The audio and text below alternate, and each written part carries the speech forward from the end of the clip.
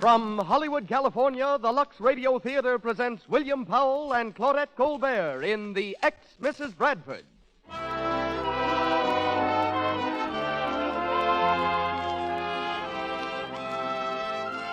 Lux presents Hollywood. Romance, laughter, and mystery are combined for your entertainment tonight in The Ex-Mrs. Bradford, starring Claudette Colbert and William Powell. Our music is directed by Louis Silvers, and between the acts, you'll meet the physician-criminologist, Dr. Ronald W. McCorkle. Mr. DeMille steps to our microphone in just a moment. Meanwhile, a brief reminder to all the ladies listening in. 9 out of 10 screen stars use Lux toilet soap. That certainly is significant. It means that the loveliest women in the world, the beautiful stars of the screen, to whom an attractive complexion is so necessary, use safe, gentle Lux toilet soap. I wonder if you found out what a luxurious, delightful aid to beauty this fine white soap is, and what a grand thing it is to make a daily beauty bath with this richly lathering white soap a regular part of your beauty ritual. You'll be sure of daintiness and sure of skin that's sweet. Lux toilet soap has active lather that carries away every trace of dust and dirt and perspiration, leaves the skin fresh and soft, perfumed with a delicate, clinging fragrance. And when you're tired, you'll find a beauty bath with this luxurious white soap just as relaxing, just as refreshing as a beauty nap. Try it, won't you? Ladies and gentlemen, the producer of the Lux Radio Theater, Mr. Cecil B. DeMille.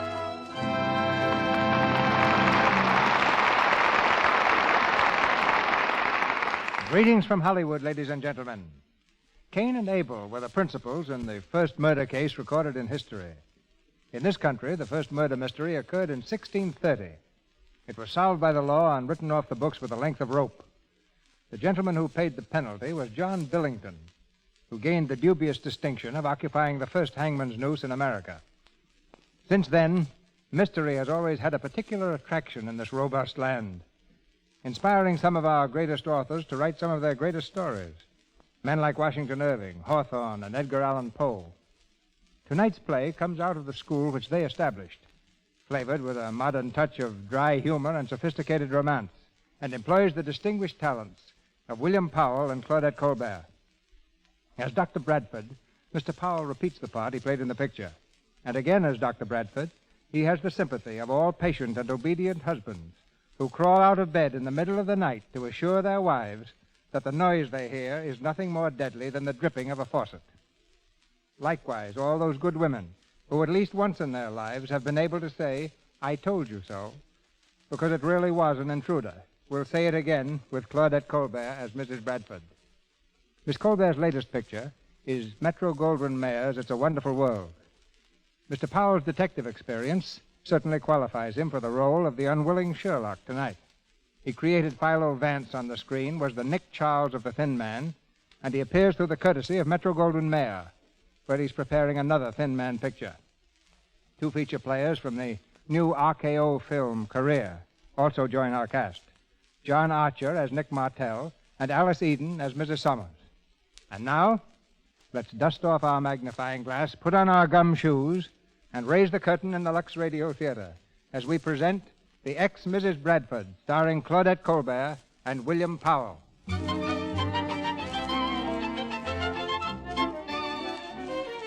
It's the living room in the home of Dr. Bradford. It's just before dinner, and the prominent surgeon, sitting at ease in his favorite chair before a comfortable fire, listens to the news reports on the radio. As the butler enters, the doctor holds up his hand for silence. Yes, it was a strange tragedy that took the life of Eddie Sands today at the Imperial Racetrack. War Cloud and Luxury, with Eddie Sands up, were racing neck and neck down to the line of finish. Luxury was pulling away when suddenly Sands fell from the horse. The field doctors rushed to the jockey's side, but he was already dead. An examination disclosed that the famous little jockey had died of heart failure. News from Washington today is concerned mainly with the passage of a bill to regulate... What is it, Stokes? I beg your pardon, sir, but are you in? In? Why, yes, I think so. Oh, physically, of course, sir, but socially. Stokes, you bring up a very interesting point. If it's anybody I don't want to see, obviously I'm not in. Then, sir, you are not in. I shall tell her so at once. Don't bother, Stokes. Hiya, Brad. Paula. Brad, darling, kiss me. Paula, Dr. please. Bradford is not in, ma'am. Oh, I'm afraid it's too late, Stokes. Sorry, sir. Well, Paula, no one need to ask how you are. Oh, I feel grand. How are you, Brad? You look terrible. Well, I was all right. I thought you were in China. I hoped. Oh, Brad, I almost forgot I brought someone with me. Come in, please. How are you? Brad, this is Mr. Frankenstein. Mr. Frankenstein, how do you do, sir? Are you Dr. Bradford? Yeah? You're sure you're Dr. Bradford? Well, I don't know. I am Dr. Bradford, Paula. Yes, he's definitely Dr. Bradford. Then, Dr. Bradford, I hereby serve you with a subpoena to answer a suit for non-payment of alimony brought by Paula Bradford. Here you are. A subpoena. Huh. Yeah, for a minute, I was glad to see you, Paula. As for you, Mr. Frankenstein... Oh, am I going to be thrown out again? Stokes, show Mr. Frankenstein the door. Come along, sir. Now, Dr. Bradford, are you going to pay me my alimony or aren't you? A fair question, and it deserves a fair answer. In a word, no. Oh, yes, you are. The judge said so. Paula, I hate to introduce mundane matters into our idyllic relationship, but you already have about 2/3 of the money in California. That has nothing to do with it. It's a matter of principle. You agreed to pay it, and I'm going to make you. If I have to spend all my own money doing it. Well, Stokes? Mr. Frankenstein has been thrown out. Dinner is served, sir. Dinner? Oh, how nice of you, Brad. Lay an extra place, Stokes. Yes, sir. And lock up the silver.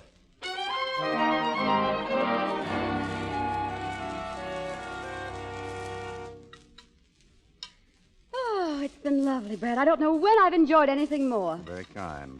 You know, Brad, I've reached a great decision. I'm going to marry you again. Paula, that's the thing I love about you. You're so subtle. Oh, but you see, I'm doing it for your sake. Then you won't have to worry about the alimony. No, Paula. I think you're the swellest girl in the world. If we could have made a go of it, I would never let you divorce me. But our life together was intolerable. Oh, I thought it was fun. Fun? You were making a nervous wreck of me. Almost had me convinced that the coffee always had poison in it. Scrambled eggs were always filled with ground glass. Why, there were murders going on all around me. Oh, for an intelligent man, Brad, you have a very narrow mind. Now, I never have tried to interfere with your career as a surgeon. And you had no right to interfere with my career as a writer of mystery stories. Your writing of mysteries never bothered me. It was your insisting on living them that got me down. You realize that the last 3 months we were married, you kept me so busy running down clues that I spent more time in the morgue than I did in my office. And none of them were my patients either. I beat you to that one. Brad, What? don't move. I'm not moving. Hey, what are you... Have you got a gun? What's the matter? What are you staring at? The wall behind you, in the living room. It's moving. Oh, is that all? Control yourself, Paula. Stokes! Yes, sir. All ready, sir. Never mind, Stokes. No movies tonight. No movies. Very well, sir. Well, what is this? All new since you've been here, Paula. That wall moves a few feet from the left. And that hole you see up there is our projection booth. What have you done? Turned this place into a neighborhood movie? No, it's just that Stokes and I don't like standing in line. We find this much simpler. Oh. Say, Brad, speaking of murders, Which we weren't. speaking of murders, that was a marvelous setup at the racetrack this afternoon. No, you mean Eddie Sands? Yes. Oh, what a melodrama. An unfortunate accident, Paula, not melodrama. Not melodrama. You're crazy. Well, think of it. The horses thundering down the stretch. Luxury the favorite, 12 lengths in the lead. Millions of dollars riding on his nose. The villain hidden behind the three-quarter pole with a rifle with a Maxim silencer. He shoots. The jockey falls. My dear ex-wife, Luxury wasn't 12 lengths in the lead. There was no rifle fired. The jockey was not shot. The coroner said it was heart failure. I don't quite see how... Excuse me, sir. Yes, Stokes? Mr. North is here, sir. North? Well, this is a coincidence. Send him in. Hello, Doc. Hello, Mike. Say, I'm awfully sorry about this afternoon. This is Mrs. Bradford. Glad to know you. Oh, I didn't know you were married, Doc. I'm not. We're going to be. Oh, no, we're not. Sit down, Mike. Paula, Mr. North is the trainer of Luxury. He's the man who taught Eddie Sands everything he knew. Oh, well, we were just talking about the murder of that poor jockey this afternoon. What? What do you know about it? He was murdered, wasn't he? Yes, he was. What? You see, Brad, I told you. But the report was heart failure, Mike. Doc, you examined Eddie not 2 weeks ago. Did you ever see a finer boy? Was there anything the matter with his heart? No. That's why I couldn't understand. Say, have you been to the police with this, Mike? No. This is my job. Mr. North, did Eddie have any enemies? Some organization of spies, possibly, that would... Paula, will you shut up? What makes you so sure it was murder, Mike? Jockeys have fallen from horses before, you know. Yeah, but Eddie was dead before he fell. How do you know that? The boy didn't have a bone broken, Doc. You don't fall limp and relax like that if you're conscious. Then I found this note in his locker after the race. Oh, please, let me see. You do as I've told you. Keep your mouth shut. No one would take your word against mine. Who wrote this, Mike? I don't know, but I'm going to find out. And you're going to help me. I want you to examine Eddie's body. Oh, that won't be necessary. The coroner will perform an autopsy and... I want you to examine it, Doc. Oh, of course he'll do it, Mr. North. Here we go again. Well, all right, Mike. I'll examine the boy if that'll make you any happier. Thanks, Doc. You keep the note. I'm going to do a little scouring around on my own. I'll meet you back here later. So long, Doc. About 10:30, Mike. Right. Oh, Brad, isn't it exciting? I'll go get my wrap. Paula, we're not going to a party. In fact, we're not going anywhere. I'm going to the morgue. Well, what a coincidence. That's where I'm going.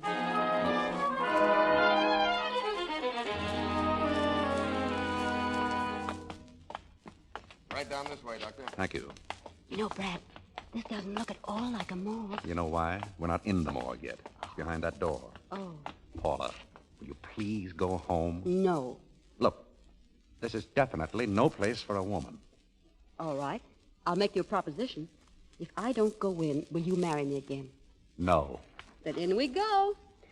Open the door, please. Yes, ma'am. Oh, Paula. Paula? Joe. Yeah? My assistant has just resigned. Would you mind getting her out in the air? Oh, sure. You know, my wife's the same way. Least little thing frightens her.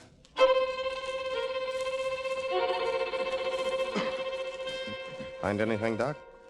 I don't see anything out of line here. There's not a mark on the boy. He couldn't... Hey, wait a minute. Let me have a scalpel, will you? Yeah. Something on his back here. A little scraping. What do you make of that? Could it be chewing gum? It could be, but I'd be very much surprised. Let me have a tube with this scalpel, will you? I'll examine what's on it when I get home.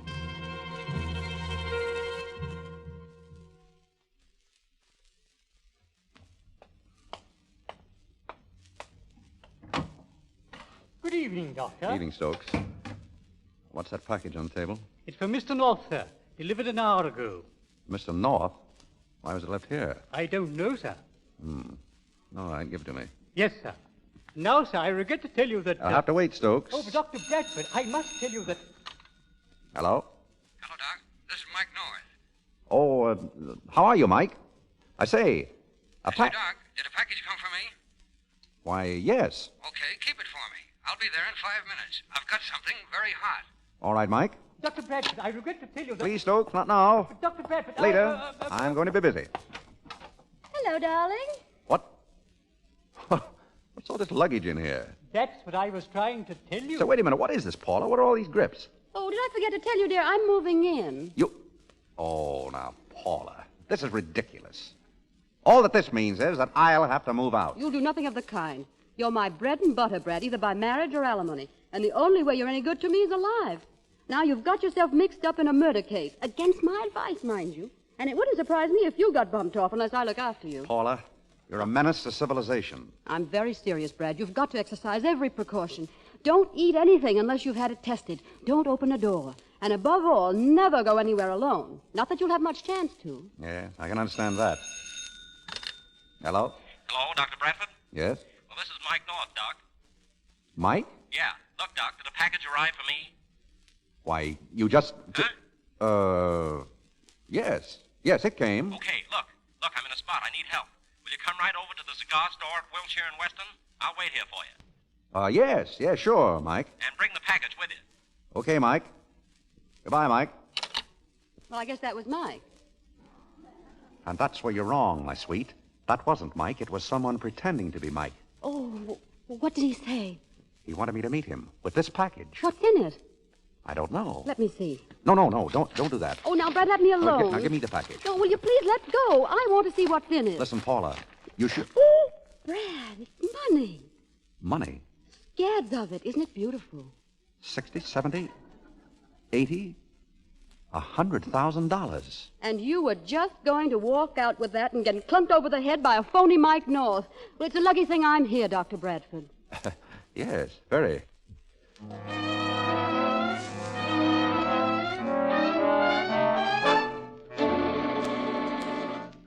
Now, listen carefully, Stokes. It was a scalpel, a little knife, and it had a little gummy substance on the blade, and I left it right here on my little desk last night. Now, do you understand? Yes, sir. Well, where is it? I don't know, sir. It must have disappeared. Well, all right, never mind. Has Mr. North called yet? No, sir. Did you try to reach him? Yes, sir. His phone doesn't answer. Try him again. Yes, sir. Did you call those other numbers I gave you? Yes, sir. No one has seen Mr. North since early last evening. Hello? One moment, please. I'll take it. Hello, Mike? Yes? Hello? Is this Mike North? Yes, this is Mike North. Who's this? Oh, Paula, what are you doing over there? Where's Mike? I don't know, but don't worry. I've got clues. It'll probably take me all day, but I'll find him. That's fine. When I see him, I'll tell him you're looking for him.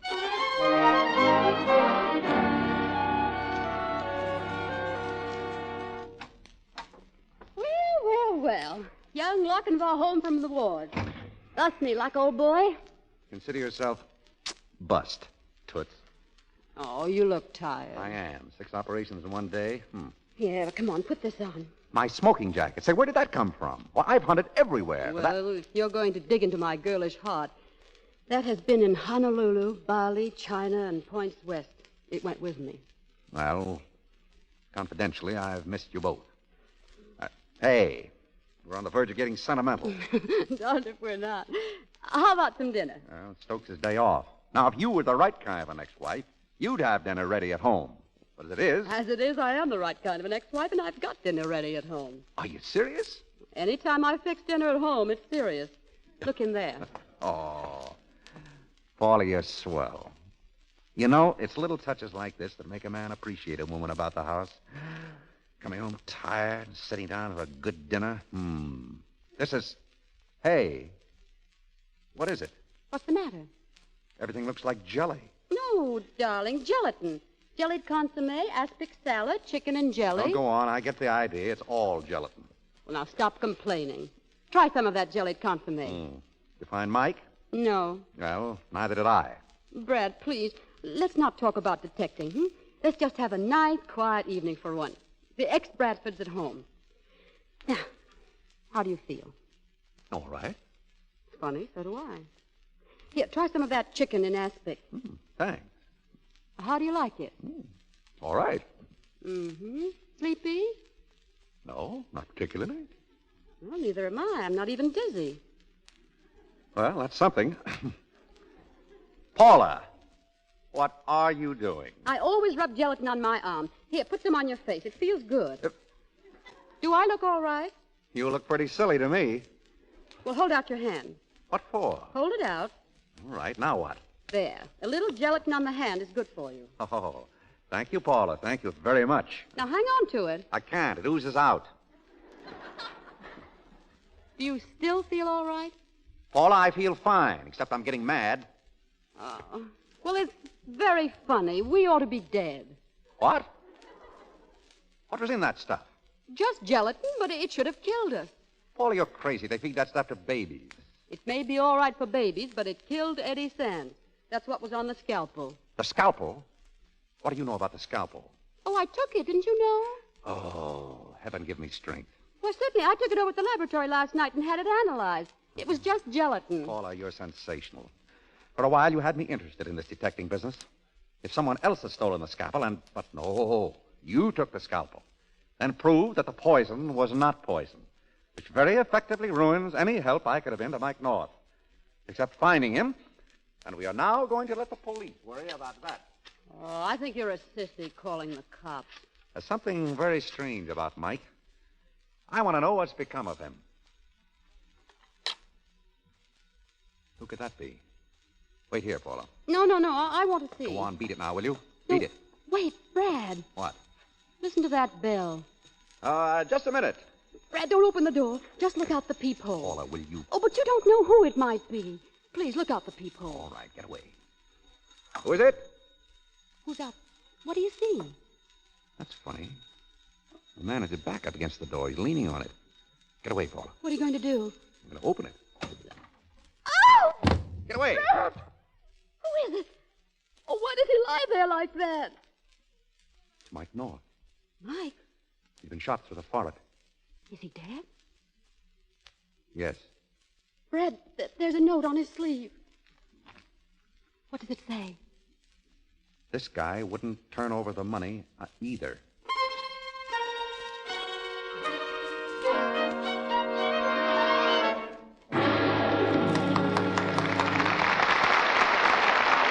That was Act One of The Ex-Mrs. Bradford.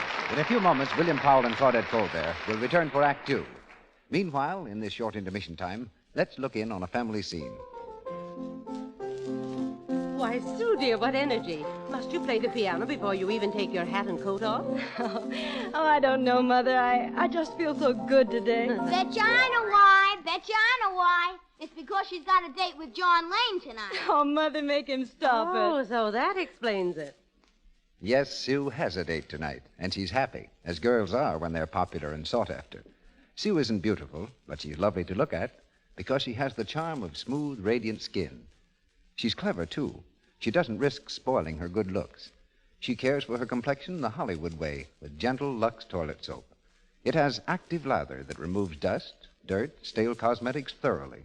It helps guard against choked pores, the choked pores that cause unattractive cosmetic skin, dullness, tiny blemishes, enlarged pores.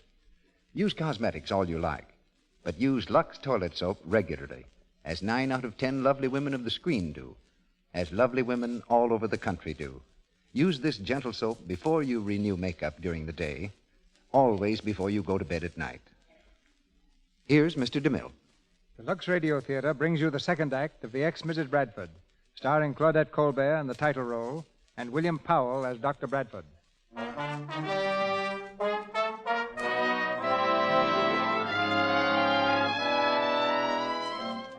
few minutes have passed. Just inside the door of Bradford's home, Mike North lies on the floor. Inspector Corrigan and his staff have arrived. Flashbulbs are exploding and fingerprints are being taken as the machinery of the law gets underway. Suddenly, the inspector turns to Bradford and eyes him coldly. All right, Doc, why did you kill him? Why did... Don't be ridiculous. What would I kill him for? What? Ah, there you got me. But if you didn't, how did his body get here? I don't know. I saw someone leaning against the door. I opened it, and his body fell into the room. Mm-hmm. Pretty good man that can walk up to a door and ring the bell after he's dead. Just a minute, Inspector. Why would I kill Mike North? Oh, I don't know. But look, Doc, you've been a mighty suspicious character these last 24 hours. Mighty suspicious. First of all, we got a report that you visited the morgue last night. You found something on Eddie Sands' body and took it away with you. Now, what was it? Well, it turned out to be gelatin. Well, that makes as much sense as the coroner's report. He performed an autopsy on the body and says the left ventricle was completely collapsed. Left ventricle collapsed. Well, that's funny. That's symptomatic of drowning or strangulation. Kind of cockeyed, ain't it? Drowning, strangulation, or gelatin? Why did you go down there, Doc? Because of Mike North. He came to me. Yeah, and that brings me to another interesting point. We just sent a man down to his hotel, and he found this. A woman's purse.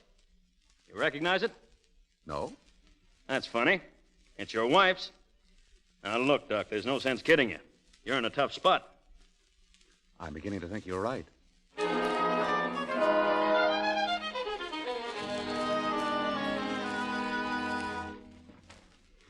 Yes, I'd say you were in a tough spot, Brad. You're now public suspect number 1. You've got to find the murderer to clear yourself. Which is exactly what I'm going to do. You won't find him on the sports page. Paula, I don't want to tell you your business, but in most murders, the motive is money. Now, who stood to make the most out of yesterday's race? The owner of the winning horse? Exactly. See here? 6th race, winner, War Cloud. Owner, Leroy Hutchins. Odds 4-1. Hutchins? That's the man who called Mike last night. What? Yes, I found slips at Mike's place this morning. He had 3 calls last night. Hutchins, John Summers, and Nick Martell. In case of fire, run. Do not walk to the nearest exit. Where are you going? Find out who killed Eddie Sands. Brad, you're working on the wrong murder. It's Mike North they think you killed. Paula, it should be obvious even to you that if Mike was killed, it was because he had confirmed his suspicions about yesterday's race and was coming close to the murderer. So if I can follow Mike's trail last night... No, wait a minute. If you find out what he did, you may get bumped off, too. Maybe. Tell Corrigan I'll be back soon. Brad! Oh, Brad, come back. If you're going to be killed, I want to be there.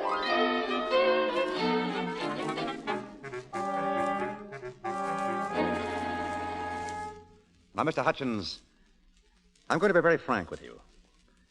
I'm investigating yesterday's race. I see. Investigating for the track officials? I'm sorry, Mrs. Hutchins, but I can't tell you that. Tell me, Mr. Hutchins, what sort of a trainer is Mike North? Well, one of the main reasons I wanted to buy the Summers stables was because Mike would go with it. Oh, then the deal didn't go through? No. Summers wanted $20,000 extra for luxury, and I couldn't see it. It's very interesting. Will you have one of these cakes, Doctor? They're very good. Hmm? Oh, yes, thank you. Well, is that what you called Mike about last night, Mr. Hutchins? Oh, you're mistaken, Doctor. I didn't call him. I saw him at Summers' house. I see. These cookies are good. What are they? Oh, a little idea of my husband's. A gelatin filling. Well,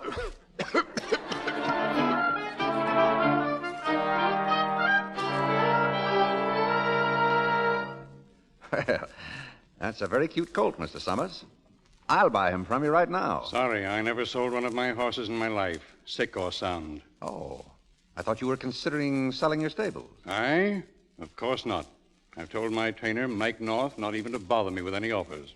Really? Won't you come into the house, Doctor? Oh, no, I feel right at home here. You see, Mr. Summers, I'm investigating yesterday's race. You mean Eddie's death? Yes. Oh, I'm sorry. John, you explain. Excuse me. We were both very fond of Eddie, Doctor. His death was a terrible shock to us, but to her particularly. Yes, I can understand that, of course. I imagine Mike was upset, too. Very. Is that why he came here last night? Last night? Oh, yes. And to pay me some money he owed me. Suppose he made a killing at the track yesterday? Oh, he couldn't have done that. Luxury lost.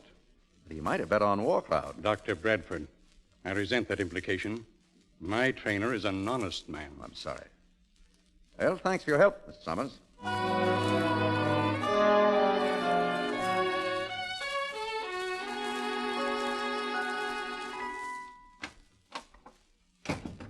About time you got home. What did you find out, Brad? That I'm not a detective.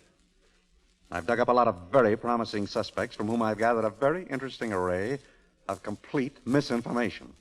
But which are lies and which aren't, I don't know. Look, Brad, stop worrying. I've got an idea. Which will probably mean I get in more trouble. No, now don't be silly. We've overlooked our most important clue. The note. Holy. You're right, Paula, the note. A threatening note that was sent to Eddie Sands. So all we've got to do now is find which one of those men wrote it, and we've got the murderer. Who do you suppose that is? There's only one way to find out. How? I'll open the door. Oh, Mr. Bradford, I'm sorry to... Well, hello again, Mrs. Summers. Won't you come in? I hate to bother you, Doctor, but... Oh, I beg your pardon. Well, not at all. Mrs. Summers, Mrs. Bradford. How do you do, Mrs. Summers? How do you do? Dr. Bradford, could you... if I could see you alone? Of course. In my office? No, don't bother. I'll go. Well, thank you, Paula. Well? Doctor, where is Mike North? I'm sorry, but I'm afraid I can't tell But you. I've got to find him. Mrs. Summers, you evidently want me to help you. How about your helping me? How? Did you talk to Mike North last night? Yes, at my house. What about? About a threatening note Eddie received before the race. Mike told me he'd given it to you. And if you think Eddie was killed, you must think that the person who wrote that note... Is the murderer. Exactly. You see, I wrote it. Well, is this a confession? Oh, no. I promise you that note had nothing to do with it. What did it mean, Mrs. Summers? This isn't very easy to say, Doctor. But I've been a very stupid woman. My husband was suspicious. Eddie knew that there was someone else. Eddie loved my husband as he would a father, and out of loyalty to him, threatened to tell him. I wrote Eddie that note, and he died. And so, you see, the note must be destroyed. Please give it to me, I promise you. Well... Don't be a sap, Brad. Paula, will you please... Give me that note. What do you want it for? Now, don't argue. Just give it to me. Now, Mrs. Summers, will you please write? Write what? On this pad. Write, you do as I tell you and keep your mouth shut. Now, give me the pad. Mm-hmm. Yes, it's the same writing. Well, I just had to make sure you weren't protecting somebody else. Good girl. Here's your note, Mrs. Summers. Bless you both. I'm so grateful. Oh, don't mention it. Brad was glad to do it. Good night. Good night, Mrs. Summers. Well, that got us a long way. I can feel the noose around my neck right now. Brad, what's the name of that bookie you used to know? Bookie? Why? Oh, Nick something. Nick Martell? That's it, Martell. What's he got to do with it? Oh, nothing, except that Mrs. Summers mentioned something about her husband being suspicious. Well? And this afternoon, I saw her and Martell together at the Hillsgate bar. You did? She and Martell? Mm-hmm, I'm sure of it. They sat right next to me, and Martell was yelling about losing a lot of money when War Cloud won. Which means somebody placed a big bet with him.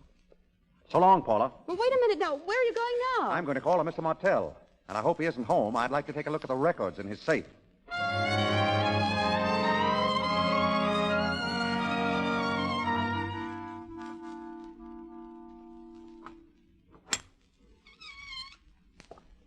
All right, fella. Get away from that safe. Oh. Hello, Nick. I didn't expect you. Yeah, I hardly thought you would. Didn't know you went in for opening safes, Doc. Oh, we surgeons open anything. Very funny. Keep your hands up. Didn't think you'd find North in there, did you? I found him, Nick. Not here. He's dead. Well, Murdered. that figures. You start double-crossing it. If I know who did it. The police think I did. No kidding. Huh. You're certainly behind the 8 ball. On the spot with the cops and with me. Look, Nick. They hang people in this state for murder. And I have no intention of being hanged if I can avoid it. If the only way out, for me, is to pass the buck to someone else, I'm going to pass it. Well, you can't get ruled off for trying. I can do better than try, Nick. I have an appointment with Corrigan in the morning. I can tell him a lot of interesting things. You kill me, Doc. Why, what makes you think you're going to see Corrigan in the morning? Or anybody else? Yes, there's that to consider. Well, shall I answer it? Get back over there. Certainly. Hello? Oh, yeah. Yeah, wait a minute. It's Corrigan. For you. Corrigan? Well? Tell him everything's all right, Bradford. Is it? Yeah. Hello, Inspector. Hello, Bradford. I've got everything under control here. How are you doing? Thanks. Thanks, Inspector. Everything's fine. Oh, yes. Oh, yes, I'll be there. Bye. All right, Doc. You win. For the time being. Thanks. Don't thank me. Thank your friend Corrigan.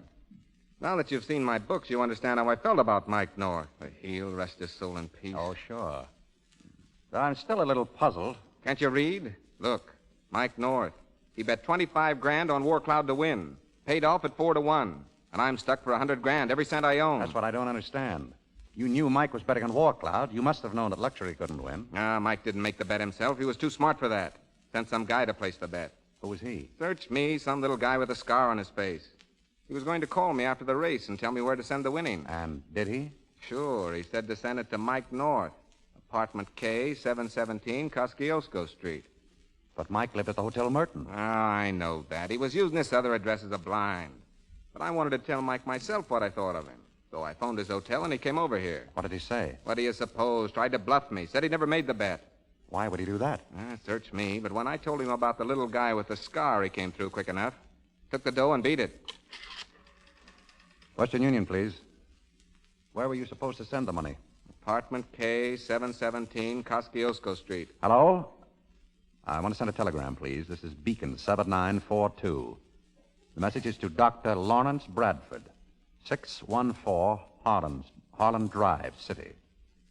Meet me in my apartment, 717 Kosciuszko Street. Signed, Mike North. What's the idea of that? Oh, just in case I'm not around in the morning. I want Corrigan to know where I am.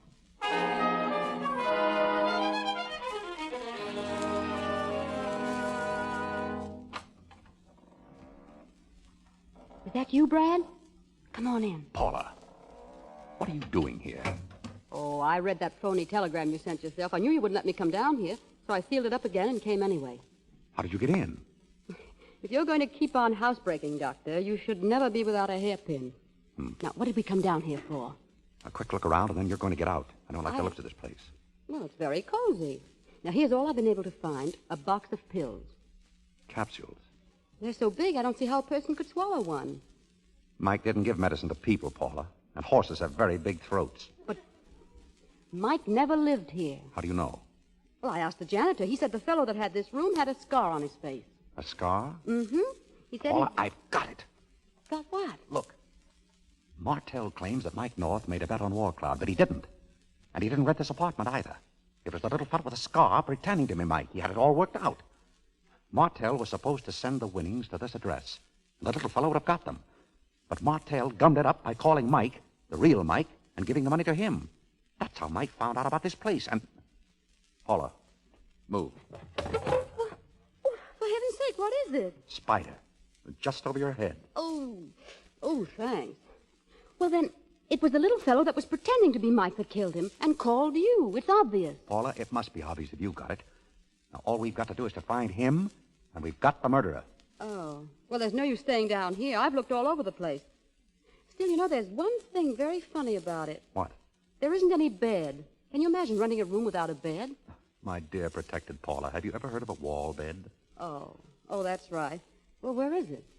Right in the wall, there. Take it down, What for? I want to look under it. Very well, my sweet. Now you can look to your heart's content. Brad, it's a man. Look out! Who is it? I don't know. Judging from that scar on his face, he's our murderer. But Brad, he's dead. Not a mark on him as far as I can see. Paula, run down to the corner and phone Corrigan to get here just as fast as he can. Well, go on. What are you standing there for? Brad, behind you. The window's open. There's a hand there with a gun. Now listen, Paula. But don't get down, Brad. Please.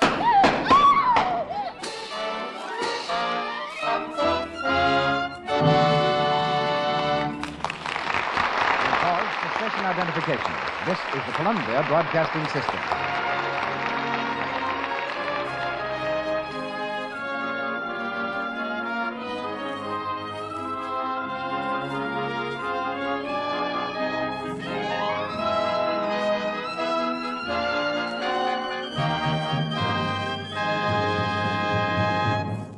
William Powell and Claudette Colbert continue shortly in the Ex-Mrs. Bradford. Our brief pause between the acts tonight brings you an unusually interesting intermission guest. But before he appears, I'd like to say just a word or two to you ladies. May I tell you something frankly? If you neglect your skin, if you go to bed at night with stale cosmetics, dust, and dirt not thoroughly removed, you're running the risk of seeing your skin grow dull, unattractive. But if you use Lux toilet soap regularly, you are helping your complexion to stay smooth and radiant, lovely to look at, and soft to touch. So use Lux toilet soap before you renew makeup, always before you go to bed at night. Don't risk spoiling the natural soft beauty of your skin. It needs the thorough, gentle cleansing Lux toilet soap's active lather gives. Begin tonight to use the soap the screen stars use.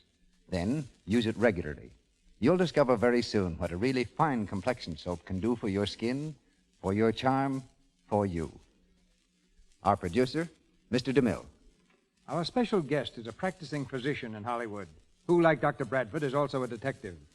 Dr. Ronald W. McCorkle is a family doctor who also spends many thrilling hours looking through a microscope to see whether two bullets match, or tensely watching a test tube while a blood precipitant test is underway. For 20 years, the police have consulted him in major criminal cases. And we'd like to know, Dr. McCorkle, how a physician like you became a criminologist. It was mostly a hobby in the beginning, Mr. DeMille. I became interested in criminology just as someone else might take up skeet shooting or stamp collecting. Now it's part of my profession. Well, the layman respects the criminologist's positive identification of bullets or fingerprints, but he always has a suspicion in the back of his mind that you may be wrong. What are the chances of your being wrong? It would be practically impossible to be wrong on a fact like a bullet or a fingerprint identification, although, of course, anyone can make wrong deductions from a fact. Take a concrete example. Suppose when the third act of this play begins, we find Dr. Bradford on the floor with a bullet in his body. Suppose the police find a man running away from the house with a gun in his pocket. Well, how would you prove that the bullet in Bradford's body came from that man's gun?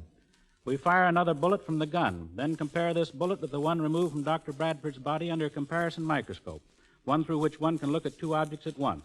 The chances of such an examination giving the wrong answer are roughly 1 in a trillion or so. Does a scientific criminologist go to the scene of the crime, or does he usually stick to his laboratory? Both. In fact, certain police departments now use traveling laboratories for immediate investigation. When he arrives, I suppose the traditional thing is for him to pick up the gun with his handkerchief and put it in his pocket? Mr. DeMille, I'm looking for a movie or a mystery story where the detective does not pick up the gun with his handkerchief. Actually, that would erase fingerprints, almost as effectively as wiping the gun. The proper way is to pick up the gun by placing a pencil through the trigger guard where the criminal would not have left his prints. But yet, better yet, tie an identification tag to the trigger guard and pick up the gun by the string. However, I don't recall a major case in many years which has been solved by means of fingerprints on a gun. They're usually wiped off or smudged. The fingerprints that catch criminals are the ones he leaves on furniture or glass and forgets about. Well, doesn't scientific criminology also play a part in the defense of persons accused of crime? Yes, that's becoming more important. 20 years ago, I was unable to establish the innocence of 2 boys accused of murder. A blood-stained knife found near a man who had been stabbed to death was traced to these boys. They said they had been hunting and had used the knife for dressing birds. There weren't any feathers on the blade, so their story seemed doubtful. I used a new test just then being developed and established that it was the blood of a bird and not of a human. A few months later, a man confessed to the crime. Tell me, Doctor, have you got a case under consultation now? Yes, there's one I expect to solve very shortly. A murder case? Quite the contrary. I expect to pay a visit with the stork any moment now. Thank you, Mr. DeMille. Don't forget the fingerprints of baby. Claudette Colbert and William Powell in Act 3 of The Ex-Mrs. Bradford.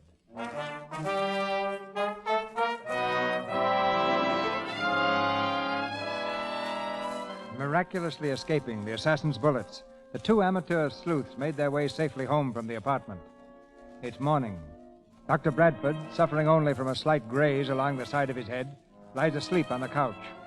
Paula, in a traveling dress, bends over him and speaks sadly.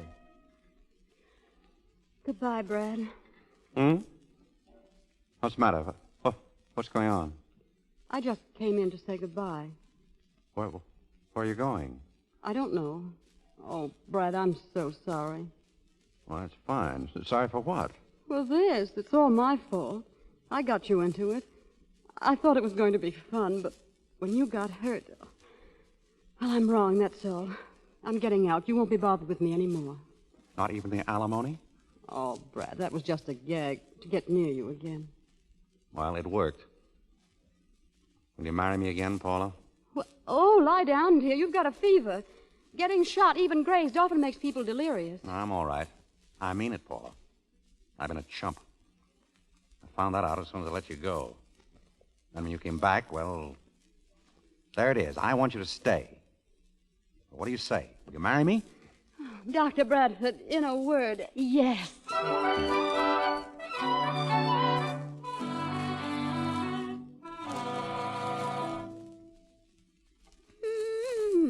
What in the world are you doing? Packing for our wedding trip? What's all this junk on the floor? Oh, just some things I figured on using for murder mysteries. This was the crowbar mystery. Nothing more mysterious than a crowbar. This was the life preserver mystery. Oh, yes. That ought to drown a man very nicely. What are these? Oh, that was the cutest idea I ever had. A mystery for children. Murder with toys. I still think if it had worked, it would have been a great idea. Oh, what's this? A toy spider. It's in the wrong box. That was another story I Say, had. give me that. Well, don't lose it. I may use it yet. Look, I killed a spider at Kosciuszko Street last night. What else did we find there? A wall bed. Wall bed. No, that's no good. I've got it. Capsules. Capsules are gelatin. Paul, I've been blind. I had it in front of me all the time, and I couldn't see it. Paula, get me those capsules. Right away. Inspector Corrigan is here, sir. Good morning, Doc. Well, you're looking pretty lively for a man who's almost dead. How are you, Inspector? Sit down. Thanks. Oh, this is Mr. Curtis, president of the Jockey Club. How do you do, Miss Curtis? How do you do? Here you are, Brad. The capsule. Oh, hello, Inspector. Good morning, Mrs. Bradford. Well, Doc, we performed an autopsy on Lou Pender. That's a little fellow with a scar. Exactly the same symptoms as Eddie Sands. Left ventricle collapsed. As soon as I saw there was some connection between his death and Eddie's, I notified Mr. Curtis here. This has been a terrific shock to me, Doctor. Horse racing is a clean sport, and we intend to keep it so. I'm sure you will, Mr. Curtis. Now, I've something really interesting to show you and the inspector. What does that look like? Why, a toy spider in a capsule. Something much more dangerous than that. Now, I light a match. Place it under the capsule. The capsule melts. Now, what do you see? A toy out of a capsule. No, you don't. That is a weapon. The weapon with which Eddie Sands and Lou Pender were murdered. What? That's a black widow spider, Inspector. The murderer put the spider in a capsule, which was then placed on the victim's body. I've used a match so as not to waste time, but body heat, particularly at a time of excitement, would melt the capsule, leaving the spider free to bite. A black widow spider? It explains everything, Inspector. The collapse of the left ventricle, the symptoms of strangulation or drowning. Well, that's a new one on me. Now all you've got to do is to catch this spider breeder the next time he goes to work. The next time? Say, wait a minute. Is this going to be an epidemic? Well, he has to commit at least one more murder. I'm sorry, Doctor, but I don't understand. Oh, I beg your pardon. I thought the inspector would have explained everything to you. You see, Mr. Curtis, the murderer was working to get money. That's why he bet on War Cloud, an outside chance. And then murdered the favorite's jockey, Eddie Sands. Thank you, Paula. Mike North was suspicious of the whole affair. Started investigating. And he got too close for comfort, so the murderer killed him. Thank you, Paula. Then Lou Pender, who was working in cahoots with him, knew too much. So he polished Lou off just as he did Eddie Sands. Thank you, Paula. Go on, dear. That's as far as I can go. Oh. Well, anyhow, Inspector, the only fly in his ointment is that he still needs money. Not only has he not won his bet, but he's lost the $25,000 he put up the day before yesterday. So the murderer must strike again, Inspector, the case in a capsule. Then that means the same thing is likely to happen at the track at any time. But that's what we've been explaining to you. Inspector, you've got to stop this thing. It might happen again today. The Barton Handicap, Luxury, and War Cloud are entered. Well, there you are, gentlemen. Get going, Inspector. Yeah, but where? Where would you suggest? You'll have to catch the murderer. I've got other work to do. I should say he has. We're going to get married. Huh? Oh, that'll have to wait, Paula. What? I've got to save that jockey's life. Believe me, Doctor, you can be assured of my full cooperation. Anything that I can do to help you... Thank you. I'll need your help. Number one, I want 8 or 10 motion picture cameras to be placed at my disposal at the track. Yes. Number 2, I want to inoculate the jockey who rides Luxury against Black Widow poison. All right. And number 3, this is for you, Inspector. I'd like the following ladies and gentlemen in my living room this evening. Mr. and Mrs. Hutchins, Mr. and Mrs. Summers, and Nick Martell. Agreed? They'll be here. Good. Now I've got to run. Oh, Brad, our wedding. Goodbye, Paula. Oh, Brad, this will make a very interesting lawsuit. Non-payment of alimony plus breach of promise. Brad!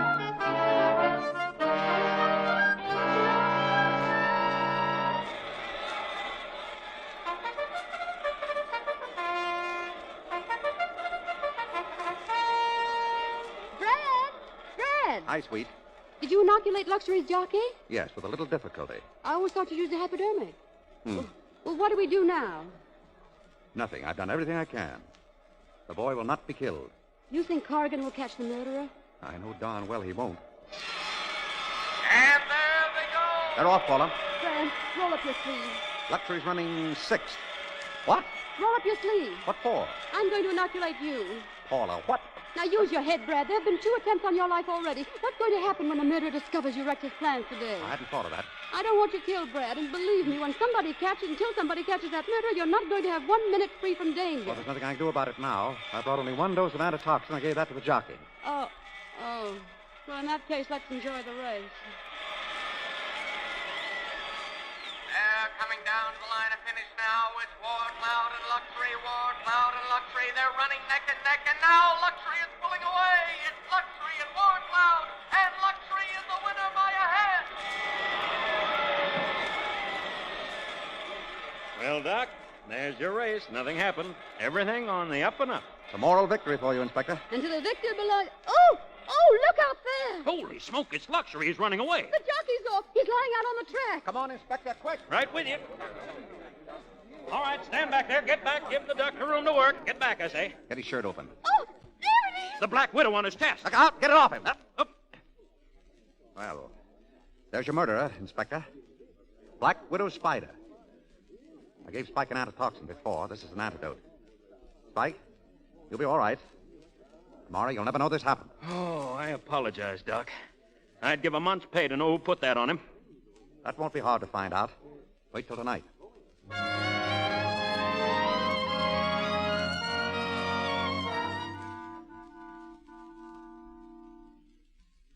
Leroy Hutchins? Present. Mrs. Hutchins? Yes. Nick Martell? I'm here. Paula Bradford? Oh, that's me. Here. Mr. Summers? Right here. And Mrs. Summers? Here. And now, if you don't mind, Inspector, Dr. Bradford, I'd like very much to know why we are here. Well, the doc here had an idea. We figured out that you're all suspects, so we invited you all here. The one that didn't show up was our man, or woman. But unfortunately, you all showed up. Mm-hmm. So that lets the police out of the party. Sorry to trouble you folks. Good night. Well, I guess we can all go now. Yes, if you wish. Oh, please don't go. We're such a nice, cozy little group. Say, I'll tell you what. I've got something that might interest you.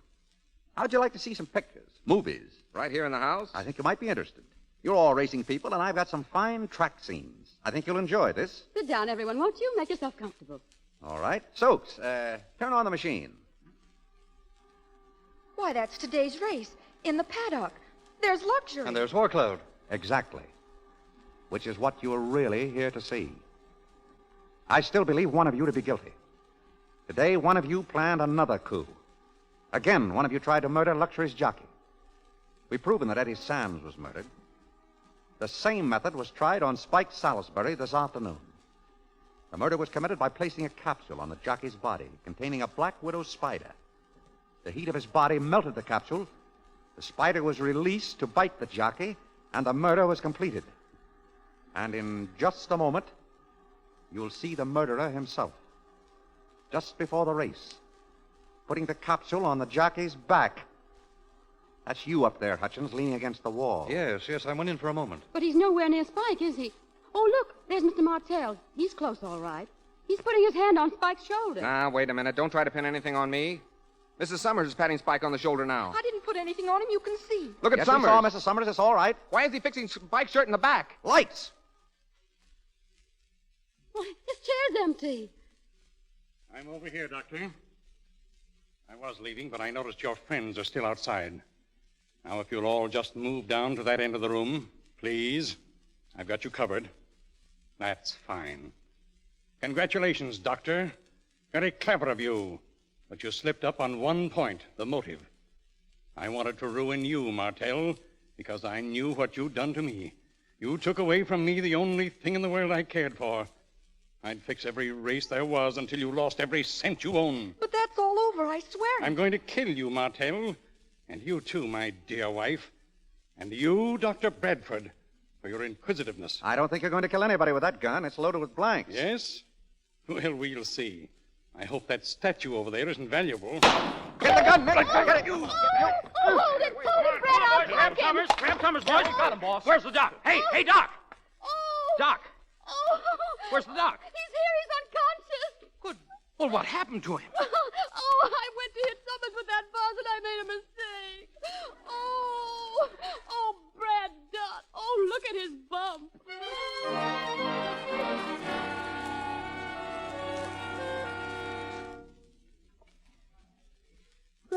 You look awfully cute, Brad. I like your bandage. Thanks. The bow looks wonderful. What bow? On the bandage. It was all my idea. Yes, I imagine it was. No. No one else would bother with it.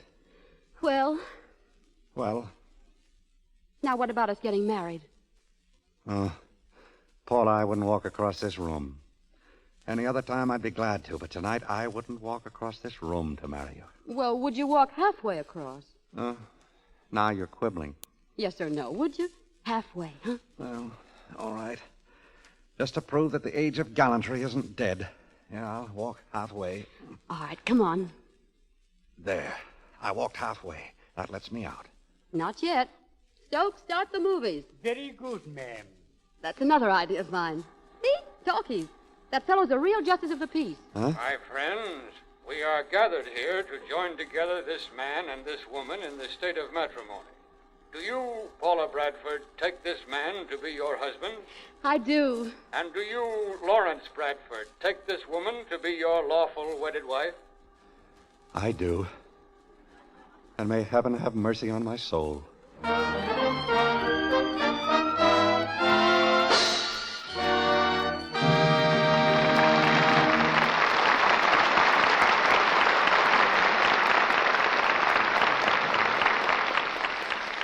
Casting off their detective disguises, William Powell and Claudette Colbert return for a curtain call.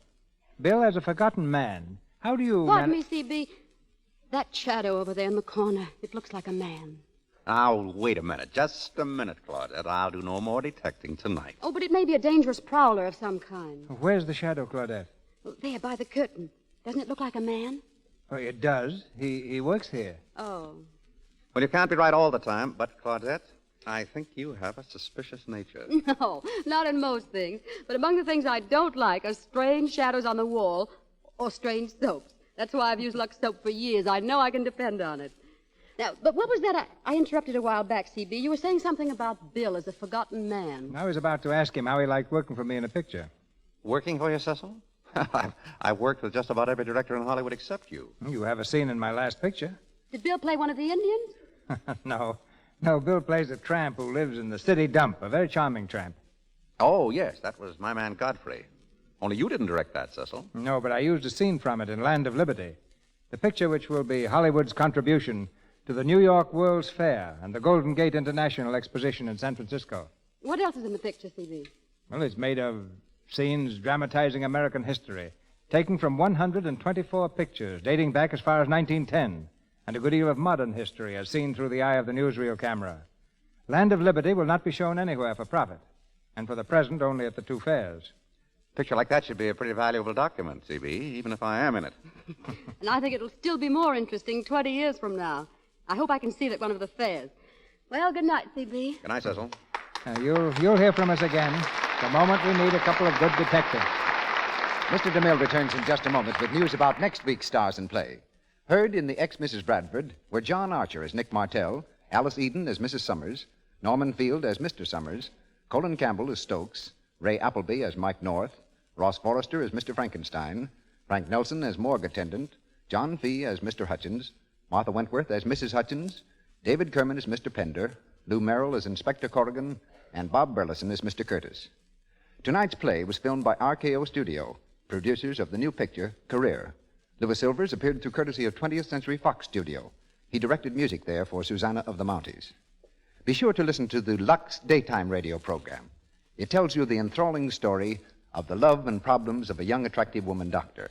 Look in your newspapers for the time and station every afternoon, Monday through Friday. The life and love of Dr. Susan comes to you in addition to the Lux Radio Theater. Mr. DeMille. On the eve of her wedding, a girl makes a wish that she may never grow old. From that day on, she watches time leave its mark on all that she loves, while she herself never changes. This is the theme of the play you'll hear next Monday night, a play called Mrs. Moonlight, with two splendid artists in the starring roles, Janet Gaynor and George Brent. Since the beginning of time, men and women have searched for the secret of eternal youth. Listen next Monday and learn of one who finds that secret and of how she uses it.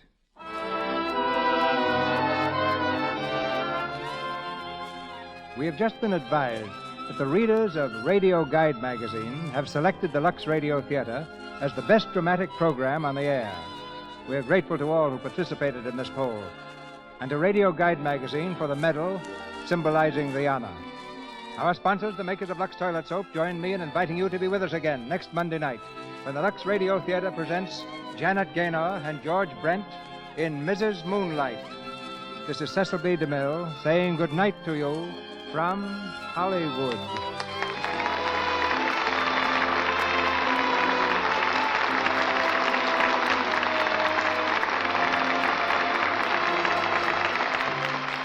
Your announcer has been Melville Ruick. This is the Columbia Broadcasting System.